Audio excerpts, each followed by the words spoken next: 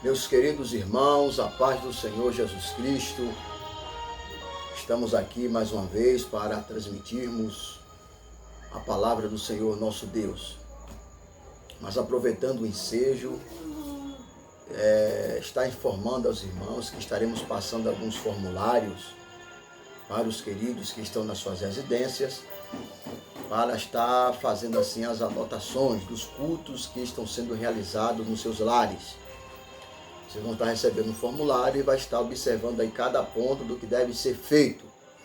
E aí, após estar sendo entregue, vamos estar marcando um dia para poder estar recolhendo esses formulários na mão dos irmãos. Amém? Amém. Mas neste momento, diante da adversidade que estamos atravessando, vamos transmitir uma palavra de Deus para a vossa edificação espiritual, muito especialmente nossos irmãos da congregação de Prainha, que já estamos mais no segundo período, da nossa quarentena. Já passamos 15 dias e foi prolongado para mais 15 dias. Nós vamos continuar orando para que Deus Todo-Poderoso mude esse quadro. Sabemos que a igreja somos nós, mas a saudade de estar junto com os irmãos, no templo, louvando ao Senhor, a cada dia aumenta. Nós vamos transmitir uma palavra do Senhor para os vossos corações. Livro do profeta Abacuque. Livro do profeta Abacuque.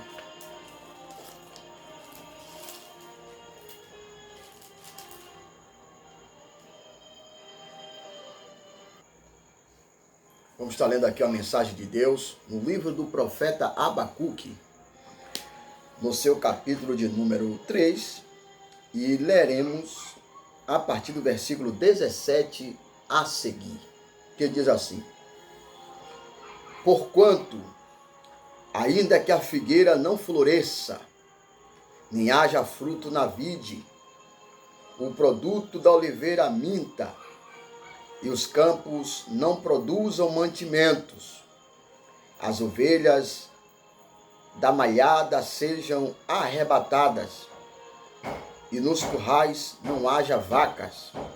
Todavia, eu me alegrarei no Senhor e exultarei no Deus da minha salvação.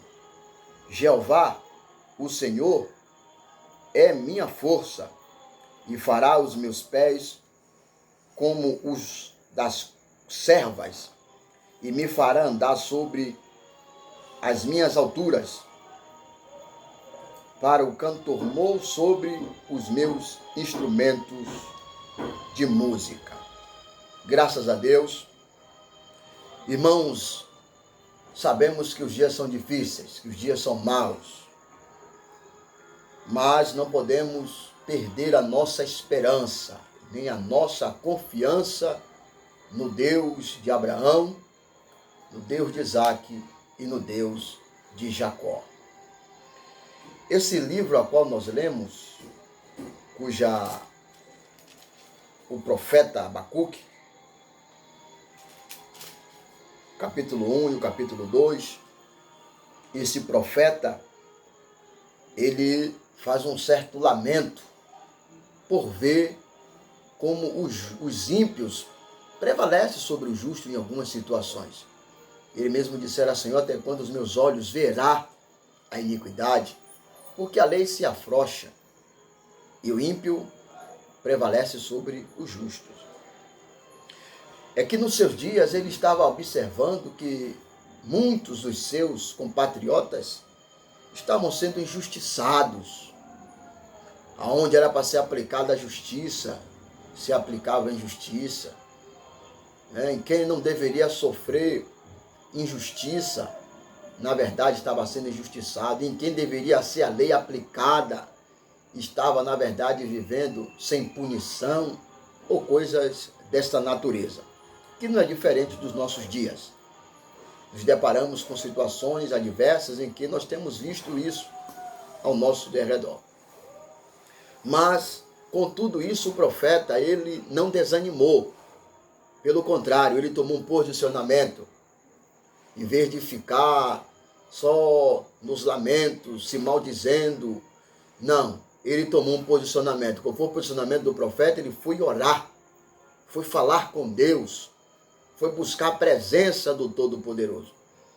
E quando chega no capítulo 2, o profeta, ele diz que vai se colocar sobre a torre de vigia. Ou seja, é sabido de quem entende um pouco da história, havia nos muros de Jerusalém, o que nós chamamos hoje de guarita.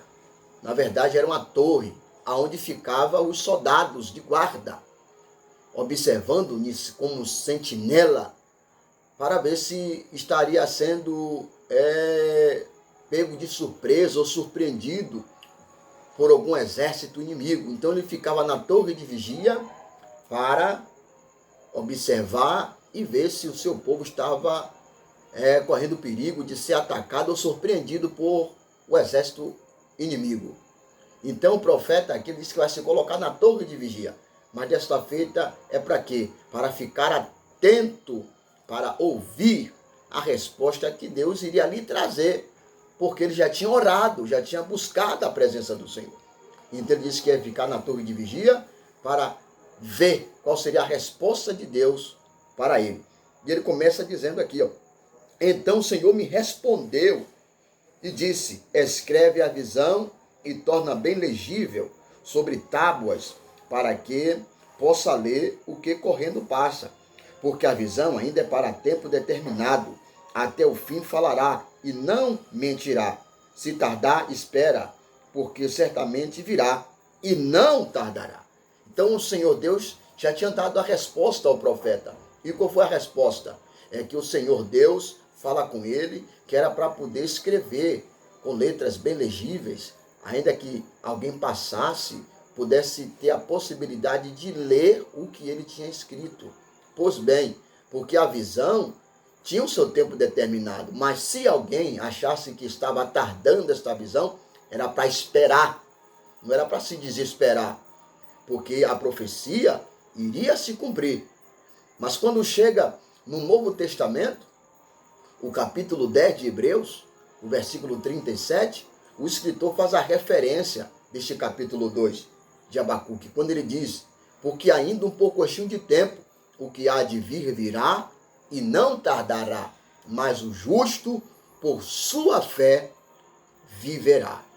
Pois bem, mas quando chega no capítulo de número 3, o profeta mais uma vez assevera a respeito do que ele tinha já ouvido no capítulo 2, que o Senhor Deus lhe deu a resposta. Mas quando chega no capítulo 3, ele diz, a oração do profeta sob forma de canto. E o versículo 2 ele diz, ouvi, Senhor, a tua palavra e temi. Aviva, ó Senhor, a tua obra no meio dos anos. Sim, no meio dos anos a notifica. Na ira, lembra-te da misericórdia. Pois bem, observe que em meio a todas aquelas dificuldades e adversidades e problemas que o profeta tinha visto no meio do seu povo, ele não se desanimou, pelo contrário, ele tomou um posicionamento. E nós estamos atravessando um momento difícil, não só no nosso país, mas a nível global. E nós temos que tomar um posicionamento como cristãos. Qual é o nosso posicionamento? Continuarmos orando e buscando refúgio em Deus, porque Ele é o nosso refúgio e fortaleza e socorro bem presente na hora da angústia. A Bíblia está recheada de exemplos de momentos difíceis que viveu o povo de Deus. Embora cidadãos dos céus como somos, não deixamos de ser humanos. Estamos ainda nessa terra, gememos, choramos, como diz a própria Bíblia, na segunda carta de Paulo aos Coríntios 4, versículo 8, salvo engano, ele diz que em tudo somos atribulados, mas não angustiados, perplexos, mas não desanimados, abatidos, mas não destruídos, perseguidos, mas não desamparados, porque nós temos um tesouro no vaso de barro, não para que a excelência da glória seja nossa, mas de Deus, e pôs em nós a sua graça, né? O seu Espírito Santo, que nos fortalece. Então o profeta, ele se posiciona, foi orar, e na oração ele disse: eu ouvi, Senhor, a tua palavra e temi.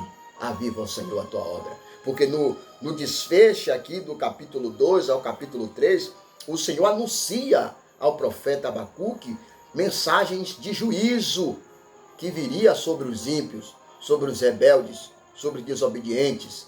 Mas ele se posiciona e vai clamar a Deus por misericórdia. E pediu a Deus um avivamento. E o Senhor, como sempre, é Ele que traz o avivamento. Ele que traz o avivamento. Mas quando chega aqui, queridos irmãos, Igreja de Deus, no versículo 17 do capítulo 3, o profeta, ele faz uma declaração que é impactante para a nossa alma, para o nosso espírito, que isso prova-nos que ele era um homem de fé, que independente das circunstâncias, ele sabia em quem ele tinha crido e em quem estava depositado a sua confiança. E ele diz aqui, porque ainda que a figueira não floresça, ainda, se porventura, não é que a figueira na verdade não tinha florido, ele está dizendo, se porventura, se isso vier a acontecer, ele está dizendo aqui, porque ainda que a figueira não floresça, nem haja fruto na vide, o produto da oliveira minta, e os campos não produzam mantimento, e as ovelhas da manada sejam arrebatadas, e no currais não haja vacas, todavia eu me alegrarei no Senhor, e exultarei no Deus da minha salvação. Esta é a nossa esperança. Ainda que tivesse faltando o leite, ainda que tivesse faltando o vinho, ainda que tivesse faltando o trigo, ainda que tivesse faltando o óleo, que ele fala aqui dos alimentos básicos da vida, ele disse que se porventura isso viesse a acontecer, ele disse, eu sei que eu tenho crido, todavia eu vou me alegrar e exultar no Deus da minha salvação, porque quem tem Deus tem tudo. Quem tem Deus tem tudo. Para Abraão, no Monte Moriá, ele foi o Jeová Jireh, o Deus provedor. Para Sara, a estéril, ele foi o Jeová Rafá, o Senhor que sara. Para Moisés, ele foi Jeová Nissi, o Senhor que é nossa bandeira. E para a igreja de Deus, ele é o grande eu sou, o Deus bendito, o todo-poderoso, que tem todo o poder nos céus e na terra. Aí Romanos 8:31, Paulo disse, se Deus é por nós, quem será contra nós?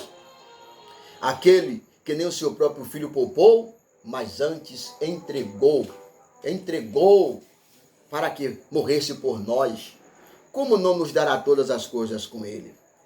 Quem intentará acusações contra os escolhidos de Deus? Se é Deus que o justifica. Porque estou certo que nem a fome, nem a peste, nem espada, nem principado, nem potestade, nem altura, nem profundidade, nem a fome, nem a peste, nem a nudez, nem anjo, nem morte, nada pode nos separar do amor de Deus. A igreja primitiva estava sofrendo perseguições e o apóstolo estava dizendo que tudo isso não era capaz de nos separar do amor de Deus. Deus nos ama. Deus te ama, meu irmão. Deus te ama, minha irmã. E o amor de Deus, que excede a todo entendimento, é a prova da nossa existência, a prova do nosso sustento. E o Abacuque disse, porque o justo pela sua fé viverá, no capítulo 2. E quando chega no capítulo 10 e 27 de Hebreus, o profeta faz essa mesma referência. Hebreus 10:37. Porque aí no pouco de tempo que há de vir virá e não tardará, mas o justo por sua fé viverá. Porque nós não somos como os demais que retrocedem, mas nós somos como daqueles que perseveramos para a preservação da nossa alma. Que o Deus Todo-Poderoso continue vos abençoando com toda a sorte de bênção em Cristo Jesus, o nosso Senhor. Aproveitando o ensejo, vamos estar fazendo uma breve oração em nome de Jesus. Amado Deus, Criador dos céus e da terra, Mais uma vez, a tua palavra foi transmitida para os teus filhos, que eles possam absorver a mesma e serem edificados, fortalecidos e abençoados em nome de Jesus. Senhor, a igreja do Senhor está sobre esta terra. Nós estamos orando. Estenda as tuas mãos santas e poderosas e abençoe a nossa pátria, abençoe as nações. E Pai, rogo a Ti, estenda as tuas mãos poderosas e neutralize esta praga que tem assolado o nosso planeta, em nome de Jesus. Amém e graças a Deus.